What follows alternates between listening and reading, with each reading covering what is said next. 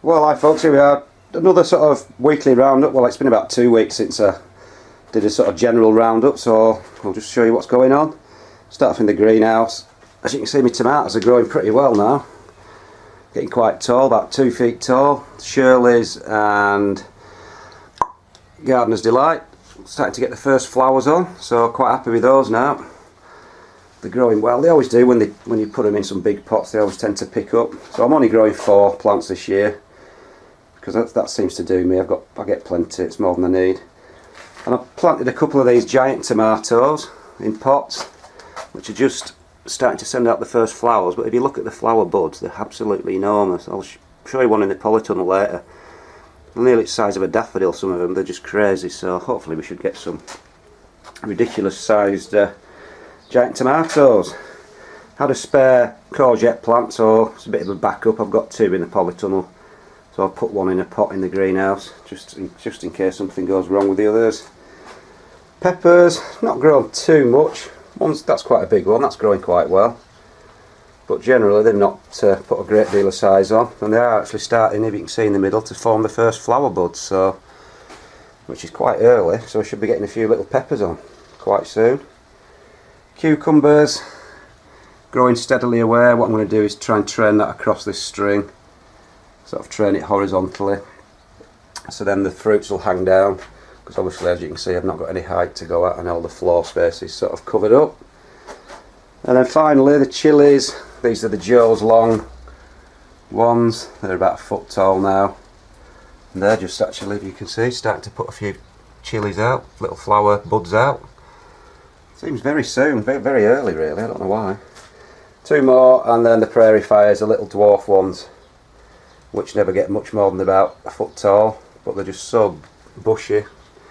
Self-determinate, so you don't need to pinch them out.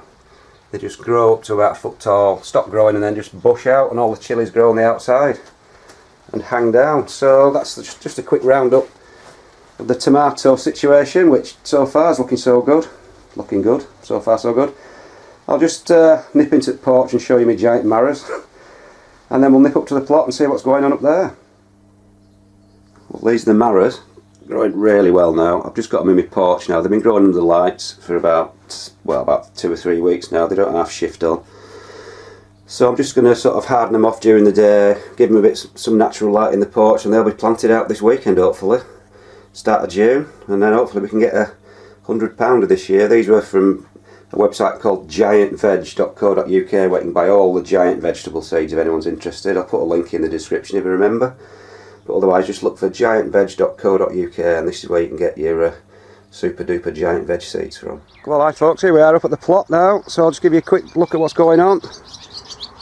Swallows flying all over. Peas are growing well now. I've just started to tie them up because they were starting to flop over, so now they'll start grabbing hold of the netting and climbing up it hopefully. But they're okay, they're about a foot tall now, so they're doing okay. I planted some spare sort of runted what they call shallots around the back of them. I did this last year. They didn't make the biggest because it's been sheltered by the peas when they start to grow a bit bigger, but I'm running out of space now. A few of the spring onions there in the clumps, starting to grow away slowly now. Cabbages, they've not really grown that fast actually. They've been a bit sluggish, but the weather's been so cold still. It's not just not warming up really, especially at night time. So they're just sort of plodding along, minding their own business. But anyway, not too bad. At least they've not been eaten by slugs or pigeons, so doesn't matter. Got the final row of my shallots in now, so I've got 3 rows of the banana shallots. That's about 90 in that row, and with the others there's probably about 130, 120, 130. Lettuces, likewise, like the cabbages, they're growing away steadily, but they're not sort of breaking any records. I'll show you some in the Polytunnel in a bit that I planted, which were the rumps of these, and they're nearly ready to take, so that's the difference between inside and out at the moment, but it's supposed to warm up I think the next few weeks. Garlic likewise, suffering with the cold nights, still not looking too fantastic, but it's getting quite big now. It's looking okay size wise, but just needs a bit of warmth to sort of really bring it along I think. But one success now is the potatoes, which are now growing thankfully. and I've been topping them up slowly with more compost. I've nearly topped them up to the top now. There's only about 2 inches left to go, so once they're all fully topped up, that's it. Just keep watering them, leave them, and then harvest them whenever the tops die down for the big ones. But yeah, they've really perked up in the last 2 weeks. Now whether or not it's anything to do with that compost tea I dribbled on, because everything I've put on that has just seemed to have flown along really. Whether or not it's that I don't know, but it doesn't do them any harm, and they are growing well now. Got a few bluebells out now, which seem to be quite late, I would imagine, nearly into June, and they've just come out, so everything's been behind this year. I think I'm about 3 weeks behind last year. Poppies are out, poppy heads are coming, so they should be sending some flowers out. I know for a fact these are always out in mid-May with me, and they're not even out, and it's nearly coming to the end of May, so like I said, we're a good 2 or 3 weeks behind this year. But hopefully that should be a good summer coming, or if it's not, then we're going to have a rubbish year, aren't we? Right, over onto this bit, rhubarb. I've been taking quite a bit of this now. This is the really, really red one. Quite a dwarf plant, but really sweet compared to the other, which is there, which is quite an old rough one. But I really like this, really red one. I can't remember the variety, but it was really sweet. More potatoes. There my show potatoes there in bags. Only doing 5 this year. That's the big super pot that I'm trying to get for about £40 of potatoes out, and that's growing the slowest of the lot because I put all this fancy stuff in, so it obviously doesn't like it. People have been asking, how was this potato that you tried to grow in sand? Well, here it is. There you go, that is the sand, nothing but sand and a bit of fertiliser in it, and that's grown as well as the rest. It's not in any soil, so it's just sat on the top there. So it'll be interesting to see what sort of yield we get. Been digging another patch over, just a spare bit of ground, because I've got a few of these giant marrows to plant. This is where the well, there aren't any rejects, but the sort of spare ones that go. So I'm just going to grow as many as possible. I've got a big giant yellow one, so that should be quite interesting to see growing. Over onto my other bit, I've planted a second lot of peas now. These are the second lot I've planted in gutters. Only a short row, a 6-foot row, just to get a nice second crop. So just to keep us going. Can always freeze them if I get too many. And then the shallots, they're splitting up nicely now. Getting a good few bulbs starting to form. Onions, doing okay. There's none have gone to seed or split or anything yet. And they're looking quite promising, so they should start bulbing up. They usually start to bulb up about the 21st of June, because I don't know whether they're called long day or short day types, but whenever you get to the longest day, yeah, there will be long day types. No, short, whatever, anyway. They do start to bulb up because they're sort of daylight sensitive. Right, what I've been doing, because I've been getting nailed by slugs, is I thought I'll try one of these slug traps, and I'll try an alternative slug pellet thing. Anyway, this is my alternative slug pellet thing. So I'm not scattering them on the soil if you're worried about anything eating them, just putting them under something with a few gaps in there so the slugs can crawl under, and then putting my slug pellets in some little dishes. And as you can see, the slugs have there got all snotted up and died, and nothing can get in and eat them, or the slug pellets. So that's quite a handy way of using slug pellets if you want to, without scattering them everywhere for things to eat. But the real amazing thing is I tried one of these beer traps, and look at that. Is that disgusting? It's nearly full. There's one there coming, it's sniffing it, and that was about a day after I did it. They just commit. Say up now, I'll show you. Look, there's one coming in now.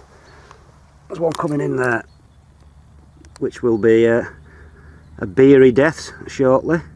They just love it. I don't know what it is, but they're really effective, and you can put them away from your plants. They attract the slugs, but they don't crawl through your plants before they kill themselves. Anyway, done well, those beer traps, because these cabbages were getting absolutely nailed, if you can see there. But since then, I've not had a single nibble, so I'm happy with the beer traps. These are some of the final cabbages, some Savoys, Kale, and these are my giant red, not giant red cabbages, just red cabbages, but they're growing a lot more vigorously than the rest for some reason, so be interesting to get a red cabbage again. Like I said, here's the kale, just 6 plants, and another slug trap there, which is probably full of dead slugs, thanks to the beer. And then we've got the Marrow Patch, which has all been prepared. I don't know whether you can pick it up in here, but I've dug some pits, put lots of compost and muck and stuff in, and those big marrows will be going out probably this weekend or early next weekend under some protection. So that's that bit. We're going to have a look in the polytunnel now, where things are sort of growing pretty well. and I'm quite impressed with stuff in there. Well, here we are in this sort of safety of the polytunnel now, not getting rained on, and it's so much warmer in here. Even though the sun's not out, it's about 60 odd degrees, ideal growing weather. So to give you a look what's going on, these are some lettuces that I've sowed. They'll be going outside for my next batch. Just some more, just general ones. This is one of the giant carrots in a pot. I've got some in the ground, but I just thought I'd try one in a pot. Odd tomato there. Another cucumber in the ground, see if it fares any better than growing them in a pot. And like I say, I'm a rubbish cucumber grower. I don't know what it is, but it's one thing I just can't seem to grow. The leeks are growing really slowly for some reason, because I did grow them in that rubbish compost though, so that's probably made all the difference. Courgette plant, growing slowly, but once they get going those, they absolutely fly along. So we'll be getting sick of courgettes in about a month probably. And remember when I tipped the last potatoes out, I thought I'd try and plant the tops back in, and I've done that, and they've taken perfectly well. So maybe we get some more potatoes from the little ones that were on there, but if we don't, it's no loss anyway. But it'd be interesting to see. French beans, this is one of the beds that I did give a good soaking of that compost tea to, and especially the lettuces, they've really reacted to it. Look at that, it's just absolutely flown along compared to the ones outside. And the French beans, the leaves seem to have just like doubled overnight, so it must work. They say it does all the beneficial microbes, especially in dead soil like I've got in my polytunnel. So it has had a beneficial effect, I think so anyway. The giant onion, it's looking really good. I'm really happy with that one now. And if I try and show you the size of it up against a bit of comparison, it's getting pretty big, and I'm quite pleased. No problems as yet, plenty of leaves on. I'm not over watering it, just giving it about a litre every 3 days, so not a great deal, because they don't need a great deal of water, and that's where all your problems come from regarding mould and stuff. So I'm just going to keep doing what I've been doing and see if we can manage to get a 10-pounder. The show carrots, the stump ones, are absolutely motoring on now. I just keep watering those just steadily every 3 days, about a litre and a half a box, and they're really coming on. So hopefully we should get some decent carrots for the shows. That's the idea. And likewise, the long ones always seem to be slower than the stump ones, but they do pick up later on. But they're picking up now, and hopefully we get some giant carrots, some big long ones. Right, these are the Duff Tomatoes, the giant ones from 5-pounders. Just planted 4 in. They're totally edible. They make fantastic giant beefsteak tomatoes. But every now and again you get a massive one, and that's what I'm after. I just want a fluke tomato. And we're saying that they do produce huge flowers. Look at the size of that for a tomato flower. It's like a dandelion. And if you look, there's only like 2 on a truss. So they must just produce a couple of giant tomatoes per truss. But it'd be interesting to see anyway. But like I say, a big tomato flower on already. Hopefully some big tomatoes. The giant red onions, these are Mammoth Red from Robinson's. I'm not hoping to get anything stupendously big, but 3 or 4 pound I'd be happy. It's just a novelty to grow them really. And then the giant carrots. I tried it last year, I didn't know what I was doing. I think I know a little bit more what I'm doing now. And they're putting on some weight, plenty of tops. And I had a scratch about, and I'll have a look at this one. If I can get it in, you can see. Oh God, look at the size of that already. In May. So they are growing, putting some weight on, but they need to get a lot bigger than that, and they need to be huge and forked and big ugly things. What else have we got? Oh yeah, the second big onion there, the one that was growing a bit mutantly, if that's a word, with all big forked leaves and horny leaves, but it's seemed to have sorted itself out now, and it's growing up really well and bulbing. And then finally, remember my pitiful little show onions I bought? Well, I'm happy as Larry with these now. They're not huge, but they should make £3 eventually. And I planted those, about the start of this month, and then I gave those a dose with that compost tea. And since I did that, they've just flown on. So I think there's something in this compost tea, like, if you do it right and you get the right stuff, it does really help the plants. It doesn't feed them, it just gets all the microbes in the soil going. which then benefits the plant's growth. So that's about it, I think, folks. A bit of a fortnightly roundup. More potatoes there, sorry. They're the ones I've got 2 potatoes in the pot and in a bigger pot, sorry, right. So that's about it, folks. As I said, yet again, fortnightly roundup. And I think that's about all that's going on. So we'll see you later.